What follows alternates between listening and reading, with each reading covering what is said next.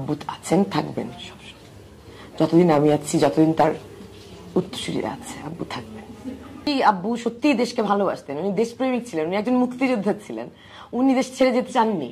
আমি ওনাকে কনভিন্স করার জন্য মেসেজ পাঠিয়েছি। হ্যাঁ, আমি জানতাম আব্বু হয়তো বা দেশে কোথাও আছেন, আমাকে কখনো এক্স্যাক্টলি আব্বু কোথায় আছেন, আব্বু অসুস্থ হওয়ার আগে পর্যন্ত আমি জানতাম না। সো ব্যাপারটা হচ্ছে যে আব্বুর হি choose his country over his family. এটা একটা অনেক বড় বলিদান। 15টা বছর ধরে যে যুদ্ধ উনি করেছেন, তার আত্মীয় স্বজনের সঙ্গ থেকে নিজেকে বঞ্চিত রাখা, সন্তানদের সঙ্গ থেকে নিজেকে বঞ্চিত রাখা, আসলে পুরোটা দেশের জন্যই।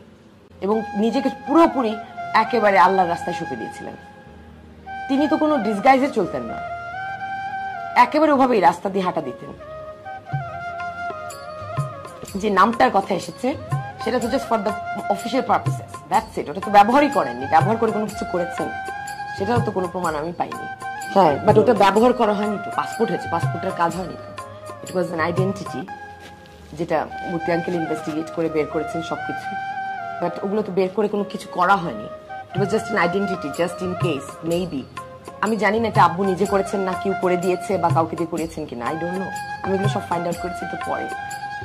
কিন্তু ওই আব্বু তো একেবারে খোলাই চলাচলে করতেন, আব্বু তো কখনো লুকিয়ে থাকেননি, দেশেই ছিলেন, সবার মাঝখানে ছিলেন, হেঁটে বেড়াতেন রাস্তাঘাটে, নিজে বাজার করতেন। ইমামতি হচ্ছে ওই বিল্ডিংটার ইমাম ছিলেন।